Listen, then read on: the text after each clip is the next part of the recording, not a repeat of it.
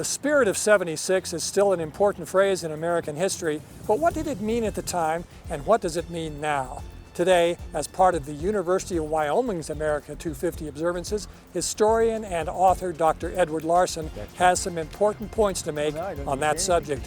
I'm Steve Peck of Wyoming PBS. This is Wyoming Chronicle.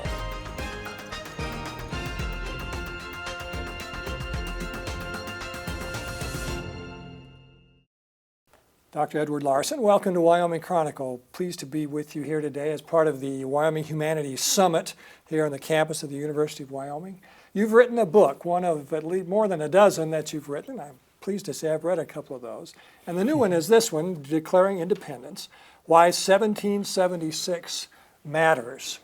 You talk about the spirit of 76, which among other things was used as an advertising slogan back in the days of the bicentennial in 1976. You and I both were around for that, remember it? And I'm not sure what it really means to the modern American audience anymore, but you get into that and say what you think it means. And one of the things that I took from the book is the spirit of 76 is significant because it was a change from what the spirit of 75 had been. I'd seen a movie recently. I'm going to let you speak, I promise. Where I saw a guy, he was protesting at a city council meeting or something, and the police said, come on, get out of here. You're disrupting the meeting. He said, I know my rights. I want my rights. And this is sort of the thrust of what you've written about, that we even gone to battle with the mighty British Army before 1776, but at that point it was, we want our rights as British subjects. And in 1776, that changed. That changed, yeah. Well, now I don't need to say anything because you've captured the book so perfectly. What changed? That was my question. We were coming up a few years ago. I thought about doing this book. Yeah. I had lived through, like you, the 200th, which was a big event. Yeah. And I knew we were coming up to the 250th.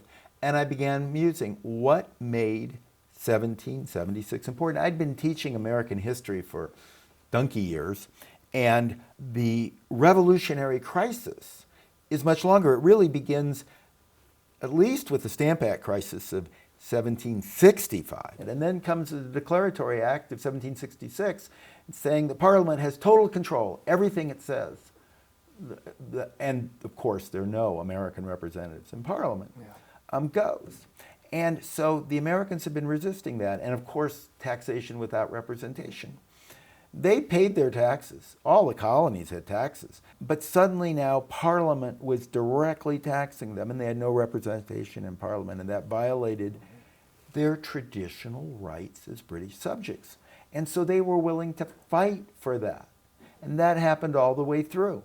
But it was always, as you put it, it was always, the mantra was rights and reconciliation. As British subjects. Subjects of the king. Yeah. And they believed that they were under the king. And here's the way they thought. And it wouldn't matter whether you were Washington or Jefferson or clearly expressed in Jefferson's great pamphlet of 1774, Summary Rights of British Americans. Franklin's work over there is they thought each colony had its own, they knew each had its own assembly, its own elected assembly. And they believed that was directly under the king. They had their charters from the king.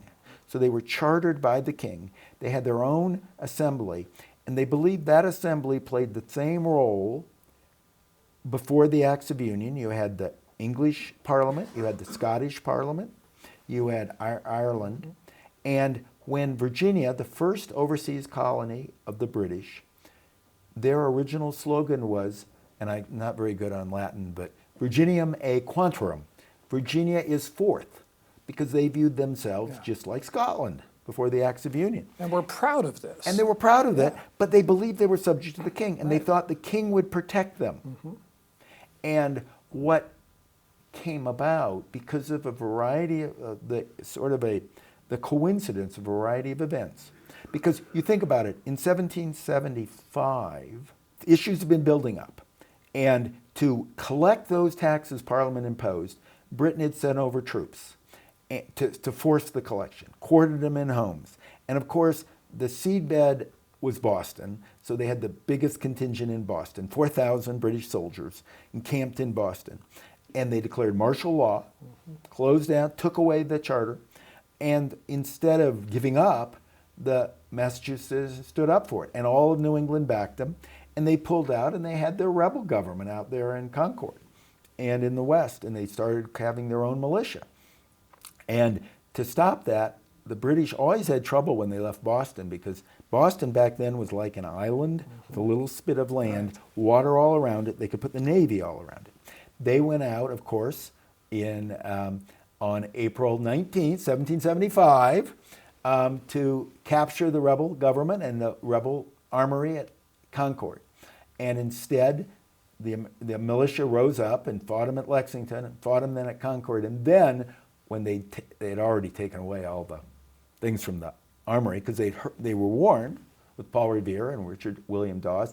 And so on the way back, they were basically behind every, behind every fence wall and tree. They were shooting at this line of British soldiers. Half of them were killed going back, and the British were afraid to leave Boston. But then the Continental Congress issued its Declaration of Causes of taking up arms, appointed George Washington, adopted the Continental Army. That was all in 1775. The battle was on.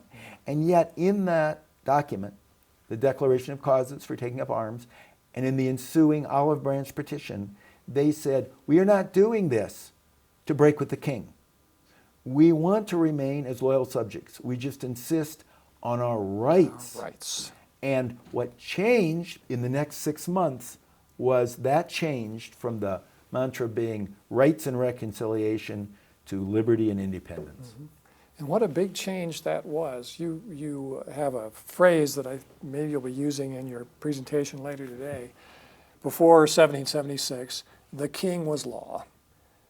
Starting in 1776, law was king. I'm no longer trying to get you to accept us the way you promised you would. We're going to overthrow you now.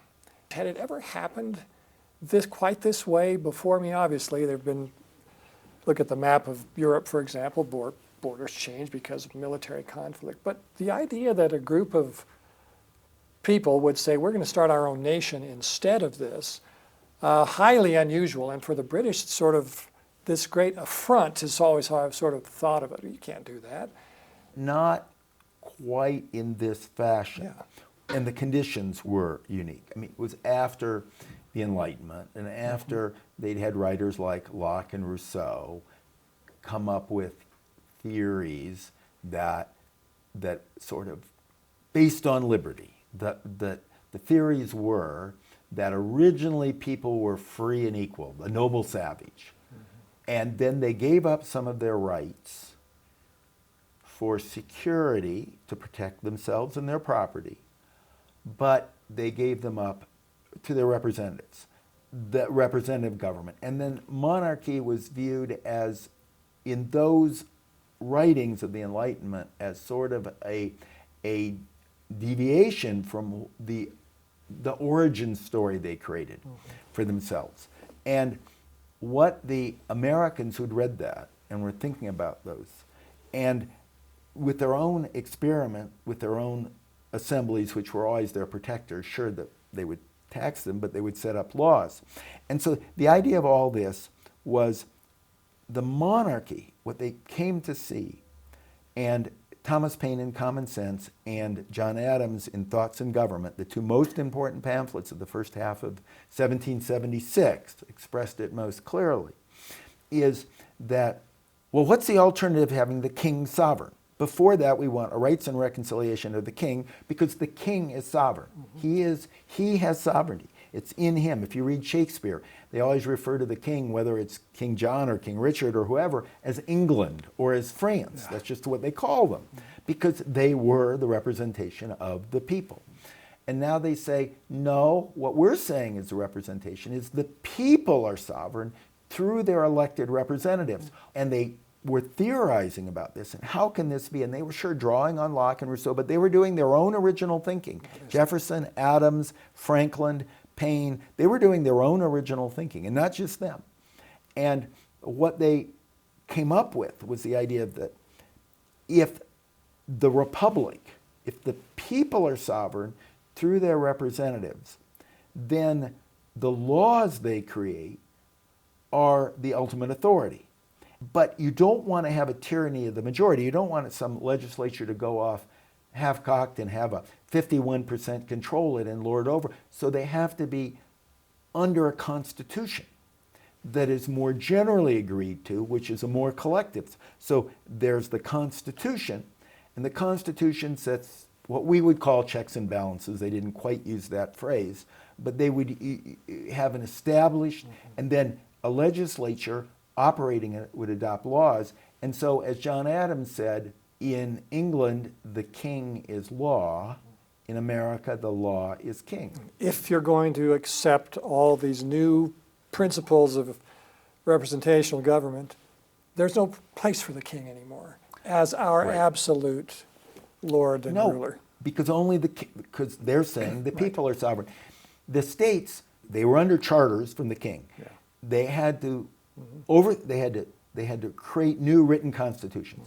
Those, but to replace their charters. Those new state constitutions of 1776 were the first written constitutions in the history of the world anywhere, because they didn't need that logic if you were under a king. But now you were directed, you were urged by the Continental Congress, by the Resolution on Independent Governments, which were passed in May, and then articulated in Adams's Thoughts on Government. Write your own constitutions. Those will be the supreme authority, and if you look at all of them, they all have a similar structure. Yeah. They're flipped around. They all have their grievances, their Declaration of Independence, but they all have their Declaration of Rights or Bill of Rights. And at the top of that, always, and they lead into this, the people are sovereign. Only the people are sovereign. It stresses that, the sovereignty of the people. And to effectuate that, you have to have a process. So they had to have a process of, we need a legislature. What do we need for an executive? What do we need for judges? How do we balance this out? Do we have two houses? Some had two, some had one house.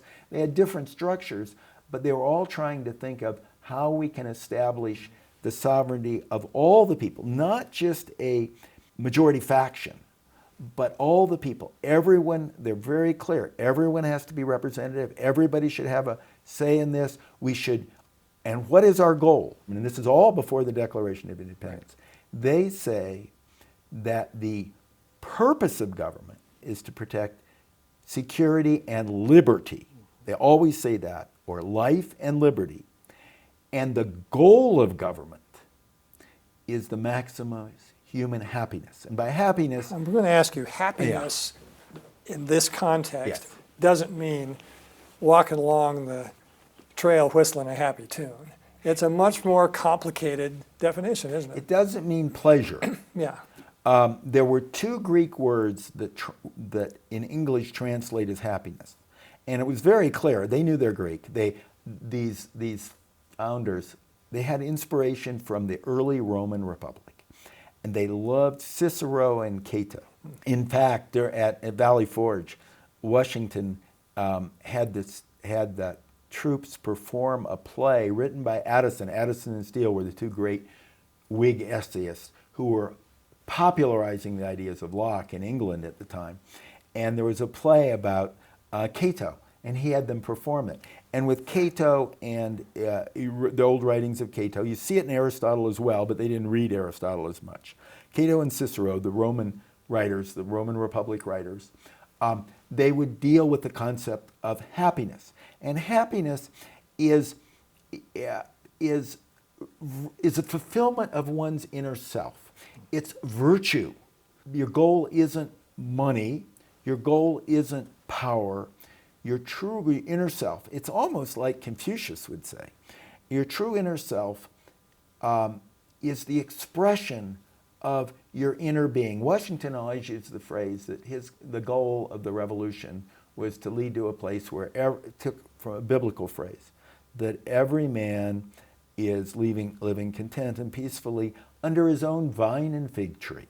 Let me, somewhat related question. talk about another term that meant something different then compared to what it means now. And it's always been borderline amusing to me, and that word is pamphlet. 'Cause I think to the modern person, a pamphlet is something you get at the dentist's office, and it's trifold, and it gives you a list of phone numbers and procedures and benefits, almost like a brochure. But in this time, the pamphlet was an enormously important part of, I guess, what passed for mass media at the time. The pamphlet, and you've talked about common sense and Adams as well. What was it exactly, and how was it so vital? Well, Common Sense was 84 pages long. Yeah, a big magazine. I mean, Tight text, tightly printed. It's in a sense, it's bound. It's not bound quite like a hardback book, but it's a solid document with a cover, with a table of contents. It's more like a short book. Yeah. The printing presses in America could produce those. The only books were really published in England and brought over. And so they had to have another name for this other very substantial document. And so it was referred to as a pamphlet. But no, nobody's raised that point before, and I'm glad you did. It's not just like what we think of as a 3-page leaflet. Yeah, leaflet, there's another word. They would call that, they had another document, was a broadside. And that's when they just print on 2 pages. And that would be more like what we might view as a pamphlet. No, this was a substantial document, and Americans' pamphlets were widely published.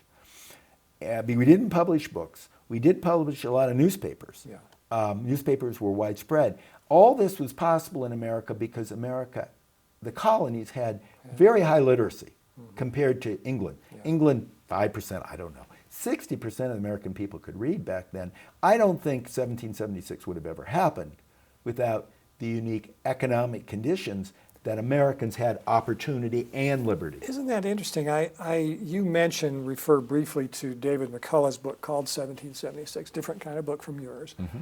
And you probably knew him or crossed paths with him, I presume. I did. One of the things he mentioned in his book that's stuck with me, and you mentioned it as well, a little differently, was 1776, the American colonists had the highest standard of living in the world. No wonder the British didn't want to let go of it. And it wasn't just the colonies along the seaboard, it was also the British colonies in the Caribbean and on up to Halifax and Nova Scotia. They were the richest place, that's true, the richest place in the world at the time because they had this wonderful agricultural opportunity. They had great fishing, they had some mining going on, they had a little manufacturing, but mostly it was a rich agricultural land. And enterprising people had chosen to move there, and they were making the most of it. And they had liberty in the sense that they were free to develop their economy. They were entrepreneurial by nature, the people who went over there. They were taking the most of their opportunity, and they felt, therefore, that they had created their own wealth. Sure, they were able to do so because they were in a great geographical area. Wonderful climate, healthy climate, great farmland, great fishing grounds that were not, none of which, great timber for shipbuilding. So but they still viewed it as their own enterprise.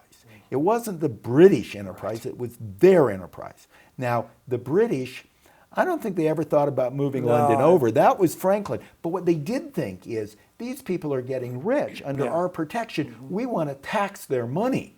That was the problem. The colonists thought they had earned what they had accomplished. They had achieved it. They had built it. And they were, because of the mercantilist system, English merchants and English manufacturers were benefited enormously from the colonies. The colonists knew this because they were sending their products to England first, and then the merchants in England would re-export, and Americans had to buy English goods, not goods from other places. So in the old mercantilist economy, the Americans thought the British were getting off great. Now the British wanted more. They wanted to tax their wealth.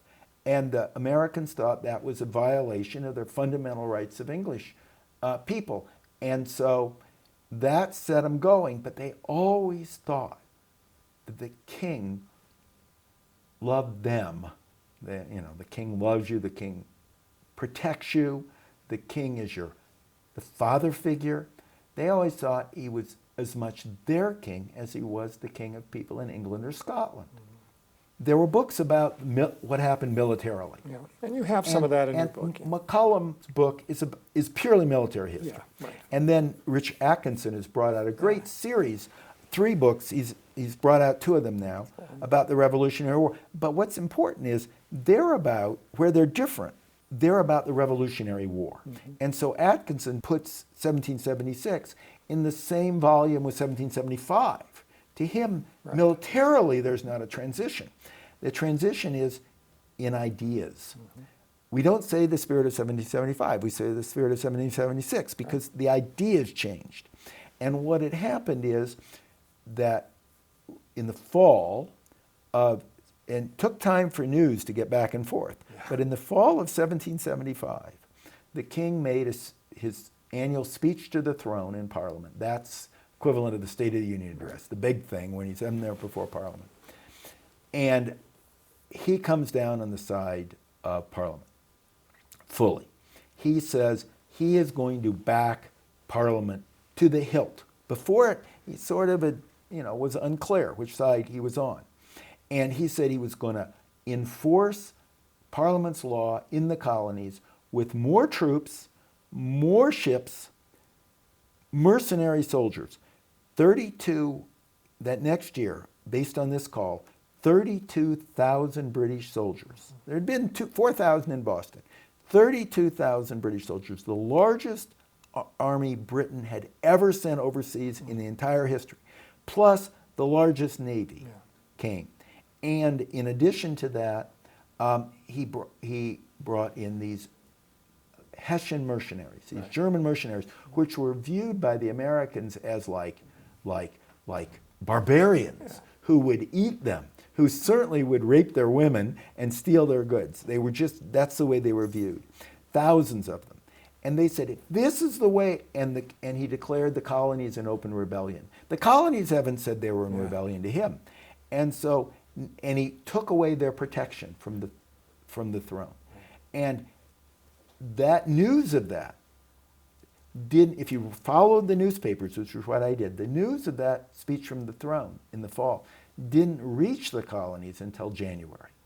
And so Of 1776. Of 1776. So for them, that's when they were reading it. It was in one paper in 1775 in December, but it didn't reach the newspapers of the colonies, most colonists till then.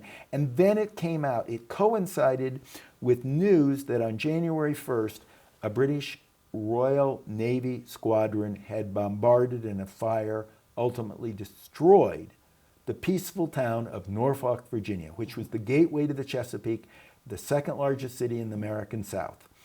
Totally destroyed. A city of thousands. Totally destroyed. So, and then at the same time, just by chance, because it had been worked on by a team for the previous 4 months, Common Sense appears. Yeah. So they all come out in January, and what you had the king saying, you're no longer under my protection and I'm going to crush you, with Parliament's power control. You had an example of it with Norfolk, because that was in all the newspapers. Here's how we'll crush you. Look at Norfolk, Yeah, look at Norfolk. And then they read Common Sense, and Common Sense, he gave a new explanation that the problem was not taxation without representation. The problem, that was just a manifestation of authoritarian rule. And the problem is the king. And people now see what's happened to them in a new lens. And, it takes ideas and actions and ideas, deeds and acts. They have to go back and forth. And suddenly, it's like the scales are lifted off their eyes, and they can see. And you can see it in letters by George Washington. George Washington had always been for reconciliation, and suddenly he writes in January, after he hears of Norfolk, after he reads the King's speech, and after he reads Common Sense, he said, armed warfare, he writes, armed warfare, coupled with the irrefutable doctrines of common sense, will not leave many not supporting separation. That's when he first issues it. because I was reading all these letters. It's like their eyes are open. Yeah. And suddenly they realize that the true way to protect our life, liberty, and pursuit of happiness, of virtue, read it that way, is under making the people sovereign under Republican rule with the rule of law and constitutions. That's the only avenue. Tell me why the spirit of 76 is important today still. Fundamental throughout this story was that the people rule through legislatures, through laws, and through the rule of law. And that is the way to protect life, liberty, and the pursuit of happiness. Jefferson did not originate any of those words. Right. And he said so. He said, I wasn't told to write anything new. I was told to capture the sentiments of the day. He takes it from Adams. He takes it from Washington. He takes it from Franklin. He takes it from Paine.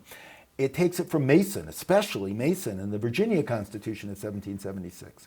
And he puts it together beautifully. And those phrases, that we hold these truths to be self-evident, that all men are created equal and endowed by their Creator with certain inalienable rights. Among these are life, liberty, and the pursuit of happiness.